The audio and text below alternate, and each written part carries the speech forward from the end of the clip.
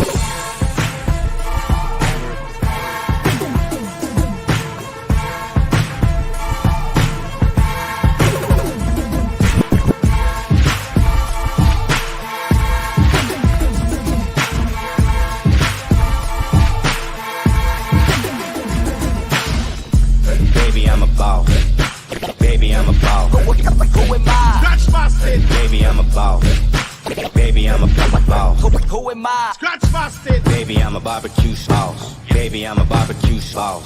Who am I? Baby, I'm a boss. Baby, I'm a barbecue sauce. Who am I? Who am I? Who am I? Who am I?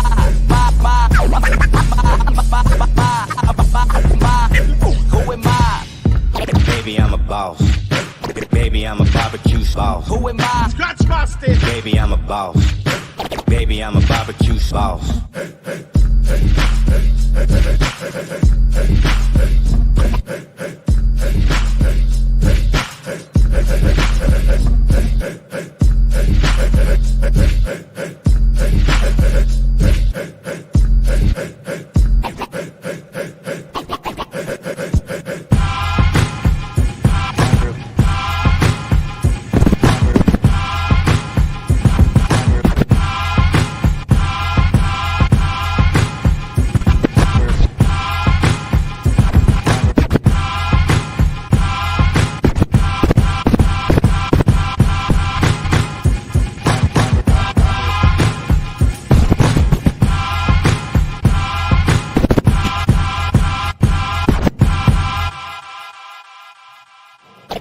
Baby, I'm a boss. Yeah.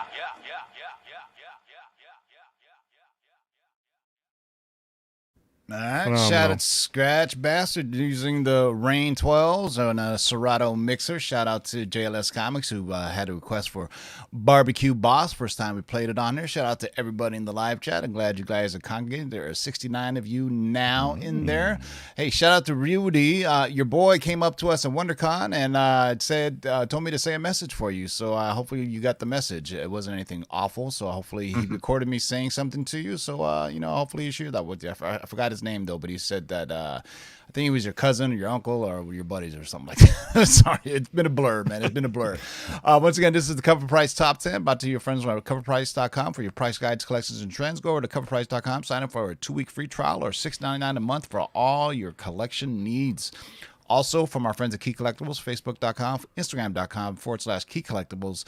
I just got about 17 slabs back that Key Collectibles pressed for me, and I submitted, and I got a pretty darn quick turnaround time. So I'll probably do a video tomorrow. Don't want to commingle and do it on today's show. Show is also sponsored by our friends at Karis Comics. Use discount code of LOTLB to get saves 10% off any Karis Comics exclusives. Tomorrow at a special time, 5 p.m. Eastern, 2 p.m. Pacific.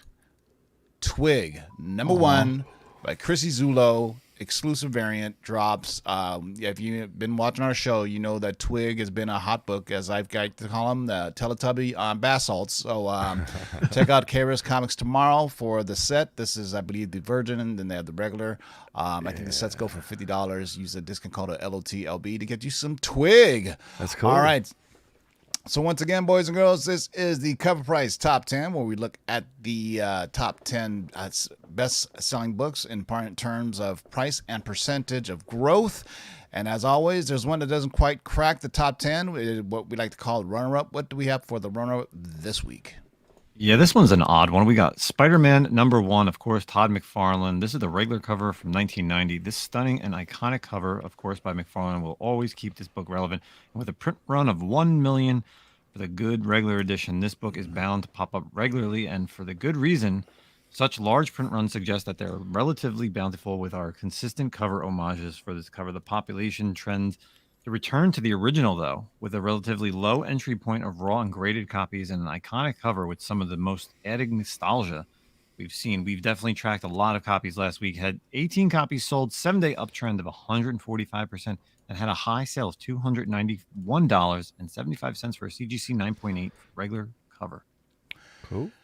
Yeah, this is one of those ones where it's kind of a staple that everybody should have in their collection, especially if you're a 90s collector, right? When this came out, Todd McFarlane had taken over ASM, right, 298, and became so popular that they gave him his own Spider-Man series, and the art on the covers on these are very iconic. Lots of Todd homaging himself to this very day, especially this pose. And I would say ASM 300 and 301 are probably some of the most homaged covers ever in comicdom, Bo. So at the runner-up this week is Spider-Man #1 from 1990. Let's get right to it. What do we got for number 10? Yeah, first up this week, Batman Beyond, the White Knight #1. This is the black and white thank you variant. This was only allowed one per store. And this issue introduces several new appearances that could turn into future key bat roles, as noted last week. However, it's currently trending due to a cameo appearance of Red Hood's sidekick, a new Robin. DC sent out one of their rare one-per-store exclusives for this title, which skyrocketed in value last week with 22 copies tracked. It had a 7-day uptick of 120%. And it had a high sale of $360 for, get this, a raw copy. Those raws keep selling high, man.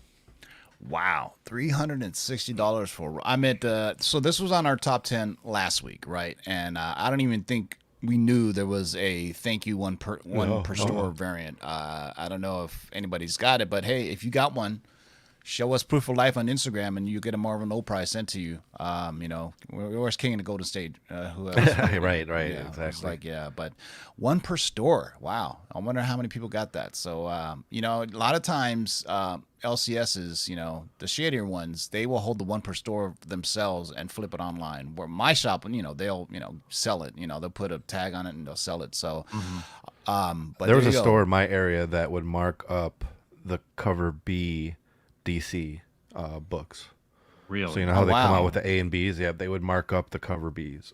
And it's the exact same price, too, for them both. Man, that sucks. I know. All right, so number 10 on the list is Batman Beyond, the White Knight #1, the black and white thank you, one per store variant. Well, you're welcome. All right, what do we got for number 9?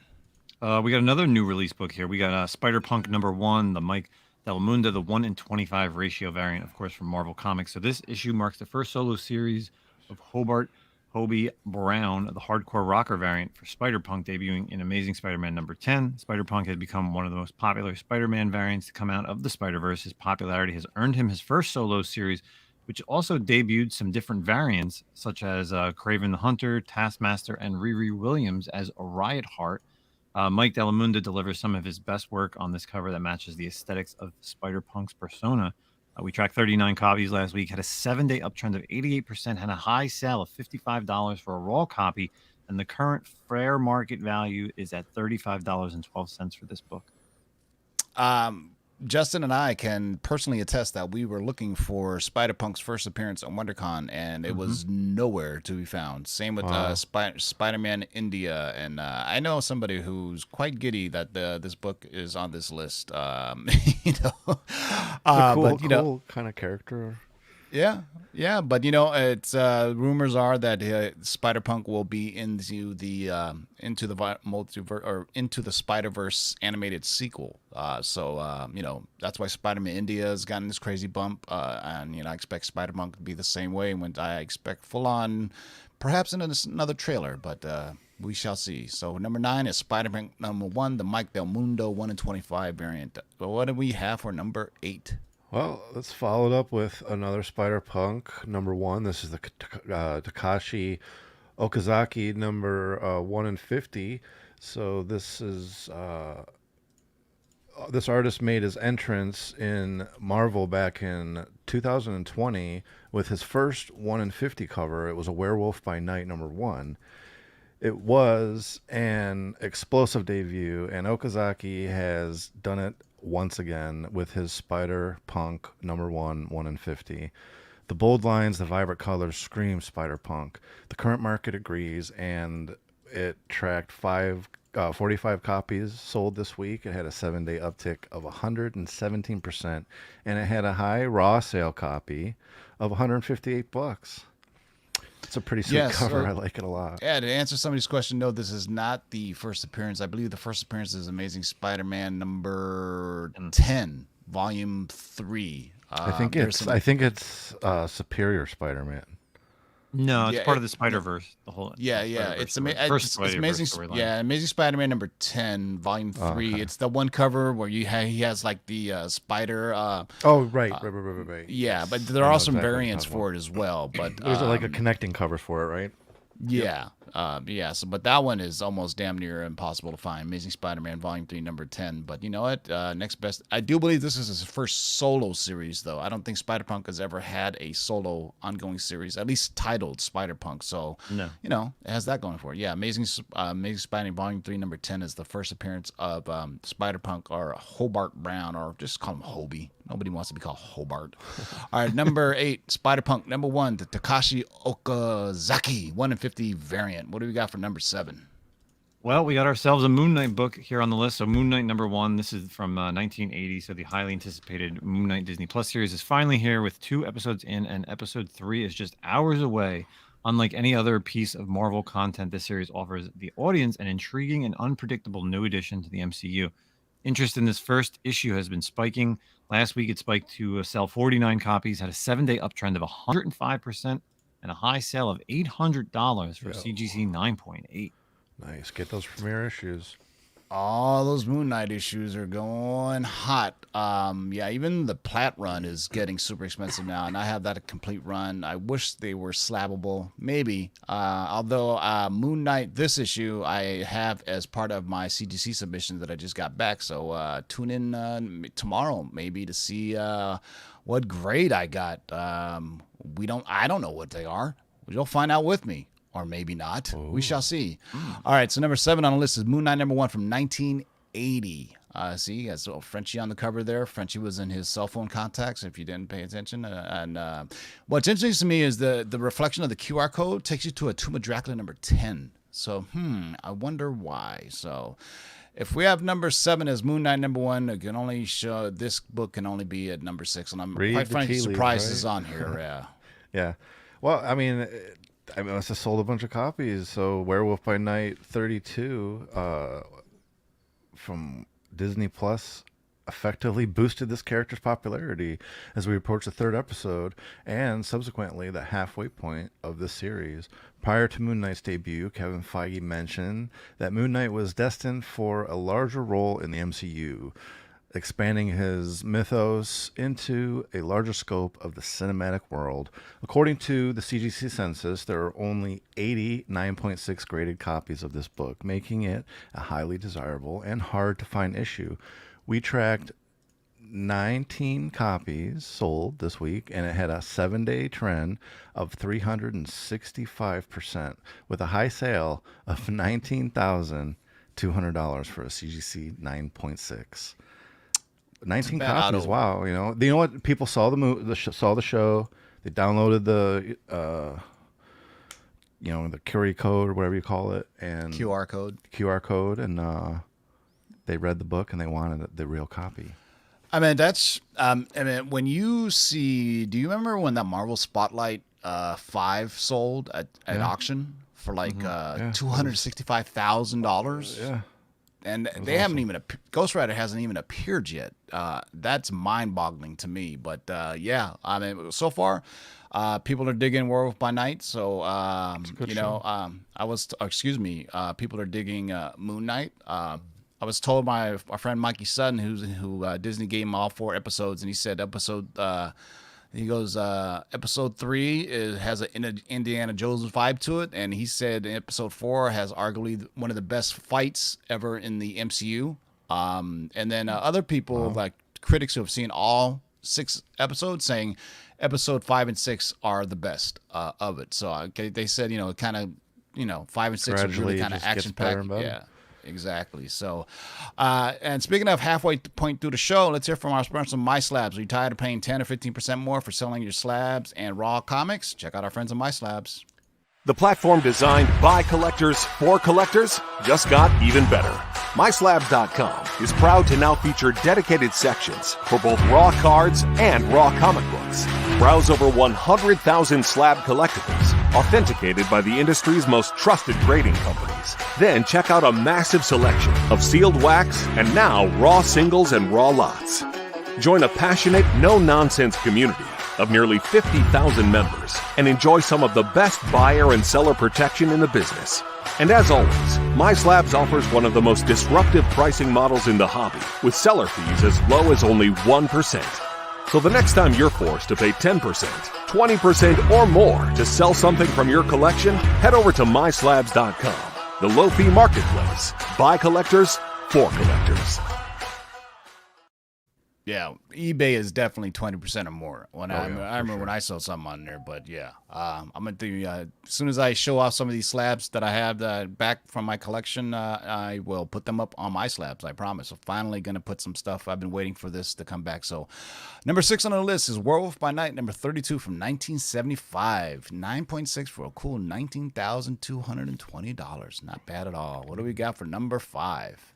Well, this is an interesting book for this week. So we got DC Comics' Brightest Day, number 4 from June of 2010. So last week it was announced by Variety that HBO Max is going to be developing a Aqualad original story, You Brought Me to the Ocean, by Charlize Theron. She's going to be producing it. So this issue features the first appearance of Jackson Hyde, while Jackson's first actual appearance is in this issue. He first appears as Aqualad on the cover of Brightest Day number 10.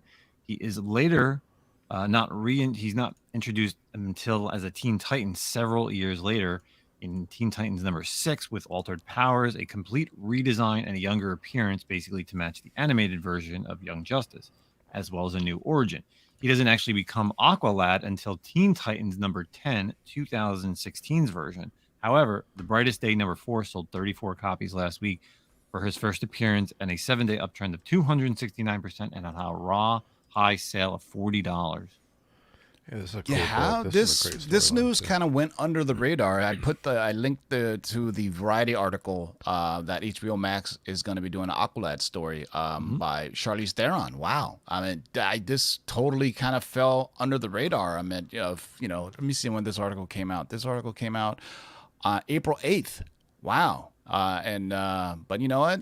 Collectors are like, hopefully that'll happen. So we shall see, man. But Charlize Theron as a director for an Aqualad series, I love that should it. be interesting. He's got a cool storyline. If they do it the way they did it, I don't know if they did it in the comic books this way, but he ended up being, spoiler alert, Black Manta's son.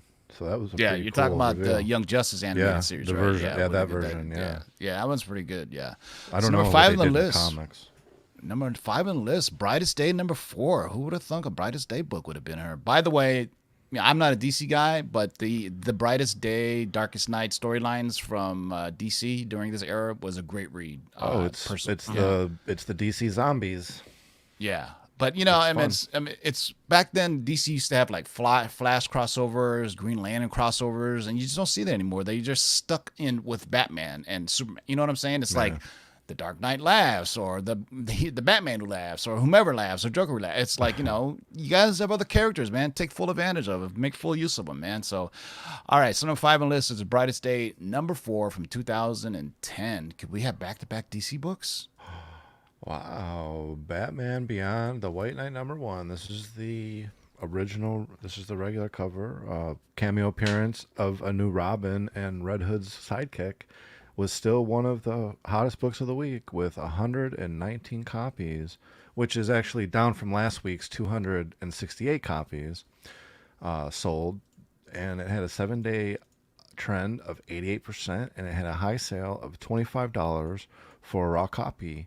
But the fair market value for raws right now is around $18, so don't get carried away. Yeah, when are we gonna get any trailer? A damn Flash trailer, man. Oh man, who knows? There's so The much. next big actual like Hollywood thing is CinemaCon, which sometimes show trailers, but sometimes the attendees actually get to see full-blown versions. And I read somewhere that they're gonna actually be showing Top Gun at CinemaCon. I'm looking forward to that movie. Yeah, and then John Campea said he thought that they may show Doctor Strange into the Multiverse of Madness, but then a representative from Disney reached out to him and said, no, we're not doing it because it's too close to the premiere. And, everybody and their mom, their brothers, their uncles can go to CinemaCon and see it, and Marvel's worried about too many leaks. But they did tell him that Into the Multiverse of Madness will have more surprises than No Way Home and Endgame combined. So yeah, a little worried that it's only 2 hours long, but that's a lot of story to Take fit your in, notebook and write it down. man. Don't drink anything before you see the movie. Just you can, in a 2 hour movie that's packed full of stuff. Just don't drink any soda. If you go, just hold it. It's like one of those things. When I went to see Endgame, it was so long. I was like, you know what? I ain't drinking no soda or anything before this movie. I'm sitting through the entire damn thing because I don't want to miss anything. So, all right, Batman Beyond, The White Knight, #1. Conversely, Morbius, you can pee at any time. Just get up, go walk around, and just come back. Same with Ambulance. I saw Ambulance, and after seeing that movie, I needed an ambulance because there was so much shaky cam in it. I felt nauseous in my seat. It's Michael Bay at his worst and possibly his best, if that makes sense. Jake Gyllenhaal is in it, and they're bank robbers, and they end up in an ambulance, and then and I was like, after that, I went and had to get my Jake Gyllenhaal fix, so I went to see End of Watch, which is a great movie. By David Ayer. If you ever see End of Watch with Michael Pena and Jake Gyllenhaal, it is a great intense film. Ending, great movie, all around, great movie. David Ayer at his best when he's doing like gritty street level crap. They did it so like personal shot. I don't know. It was cool, man. It was really cool. It was like half like cell phone, almost like a Blair Witch Project, but not as bad or shaky, Yeah, but it's a great story. We haven't seen End of Watch with Jake Gyllenhaal and Michael Pena. Number 4 on the list is Batman Beyond the White Knight, #1. What do we got for number Trey? Well, we're going back to Marvel. So Strange Academy number 16. This issue features the first full appearance of Howie, a werewolf-like character with possible ties to Werewolf by Night. Note that he does appear in multiple panels in Strange Academy number 10, which would lead the debate of whether 16 is actually his first appearance. But for now, fans are chasing this issue. Last week, there was on the runner-up. It sell 11 copies. This week, it did hit the top 10 with 53 copies. 7-day uptrend of 228%, had a high raw sale of $20. Awesome. From runner-up to number 3. That's good. Yeah, I'm glad to see Strange Academy getting some love, man. I've been pulling every issue, so I really have a feeling this is going to be eventually on Disney Plus. It fits the perfect demographic. Like Harry Potter and sorcery. I mean, maybe not on the big screen, but as a Disney Plus series. A show. It's got to be a show. Yeah, it would fit that perfect demographic for like Harry Potter, type things, if you're into that kind of stuff, right? I am. All right, number 3 on the list is Strange Academy, number 16. Number 3. You know what? Somebody asked about this book, I swear to God, either on the Shaker Show or on like the Letters of the Long Box, because I was talking about, any adaptations that were done that was never a movie first, and they just made a comic out of it is hot right now. And sure enough, what do we got for number 2? Take it back to 1979. This is Battlestar Galactica #1. Battlestar Galactica returns to the top 10 this week. If you recall, a new show was announced back in October. However, a couple weeks ago, it was reported that this reboot showrunner moved on to another project. While not dead, it does not mean it will be significantly pushed back. Despite this delay, several online sources touted this as a book to pick up ASAP, which sent buyers running out to grab a copy. We tracked 86 copies this week, and it had a 7-day uptrend of 142%, and it had a high sale of almost $300, $295 for CGC 9.8. This is truly a sign of the times. When the Galactica sci-fi series came out, nobody cared about the comics, right? Nobody really cared, right? But like to me, I grew up on the OG Battlestar Galactica, just like Buck Rogers in the 25th century, like Battlestar Galactica with what was his name, Starbuck? Starbuck, yeah. Yeah, and the little fighters that they had to use to shoot out, man. That to me. In 1979 or 78 or 79, when a TV show came on, when it came on TV, I mean, the Cylons were awesome. They're like the metal Cylons were dope. stormtroopers. I mean, it was kind of like very Star Wars. Yeah, and that was our Star Wars fix because only Star Wars was only on in the theaters at the time, and this was our kind of weekly little thing that we got for Battlestar Galactica, man.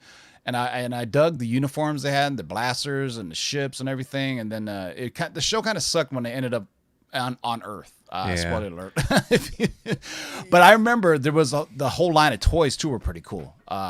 Because that ship on there, that's the Cylon ship, and then the other one is like they're almost triangular shaped ship. Somebody in the live chat say what the name of the fighters are that the humans use, not the Cylon ships, but the other ones. They were pretty badass ships too, and they had a lot of dogfights that they did. For the budget they had, it wasn't bad. I never watched the new Galactica that was on Sci-Fi because I wanted my Cylons with like the robotic voice. It was a good show. I liked it. It was cool. I mean, it was different. Yeah, I don't know how well it would play now because back then we were impressed in the late 70s as we were kids. But yeah, number 2 on the list, Battlestar Galactica. Number 1, what do we have for numero uno? Oh, Amazing Spider-Man number 93. We're back with those webhead variants from Patrick Gleason. So of course, Ben Reilly, spoiler alert, the clone of Peter Parker, embarks on his new persona as the villain Chasm. This role has many fans divided. But out of all these variants, Patrick Gleason's one is the one that stands out. Of course, it's the good old webhead. We tracked 123 copies sold last week, at a 7-day uptrend of 104%, and had a high sale of $21 for a raw copy. Wow. People love the Gleason variants. Thank you in the live chat. Our live chats are the best. Their ships were called Vipers. Somebody else was talking about the hot chick in the tight suit. I would say the hottest girl on TV during that time was Lieutenant Colonel Deering from Buck Rogers. I disagree. It was what's her name from Wonder Woman? Oh yeah, Linda Carter too. Yeah. Lieutenant Colonel Deering, I think her name was Erin Gray or something. No, she was definitely fine. Yeah, definitely Buck. 8-year-old's fantasy. Yeah. All right. So Amazing Spider-Man number 93, the Patrick Gleason webhead variant. Hey, he's killing it with these variants. These are very awesome. There you go, boys and girls. I hope you guys had fun with the list. Hey, after our show, go check out our friends at Nearing Nirvana. They started at 6:30 p.m. for continue back-to-back. Also, if you join us Tuesdays, I think Moonlit Comics goes on before us. Then you watch Lords. Then right after us, Nearing Nirvana. So we're sandwiched by two great women, and you get back-to-back comic shows, which seems to be every day of the week nowadays anyway. Back to back. Love it. Yeah. I love it. Give me more. Dark Side Jedi, any last words? Thanks for joining us. I appreciate it, everyone. A lot of great numbers out there. Keep getting in those boxes, and we'll see you on Thursday. I do believe the term is keep digging in those long boxes, but I get to see getting that in last. them, digging in them. I'm sorry. Yeah. I was Justin, any last words? Yeah, great show today. Make sure you check out the latest episode of the Comic-Con podcast. Last week we had our boy Gabe, who's usually here on Thursdays. We talked all about WonderCon, and you'll know all about the escortation out of WonderCon. And we dropped a Morbius review as well this week. So go check that out on iTunes, Spotify, Google Podcasts, and Anchor FM. What's your CGC grade on Morbius? You got to listen to the show, man. Okay. I was just trying to get it out of you. I'll tell you what mine is. Maybe not. You know, I'll grade. You it should out do a of- review. You haven't done reviews in a while. I'll give it a grading scale of the McRibs. That's what I give it. 1 McRib.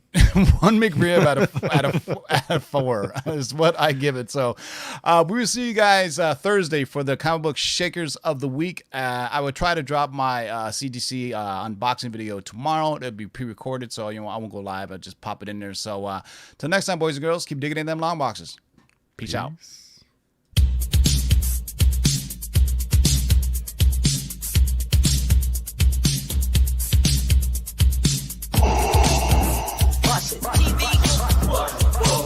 Shake and bake and pull it back. Oh my god. Come on and get some, boys.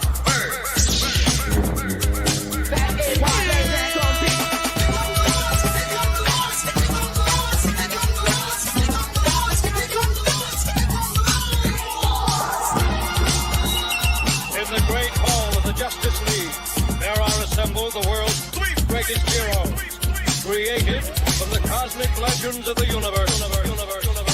Their mission, to fight injustice, to right that which is wrong, and to serve all mankind.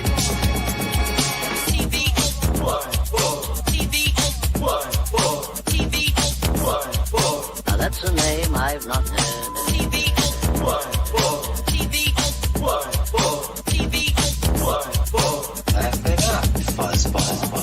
In this, you shall know that the Lord is Shake and bake and pull it back. In this, you shall know that the Lord is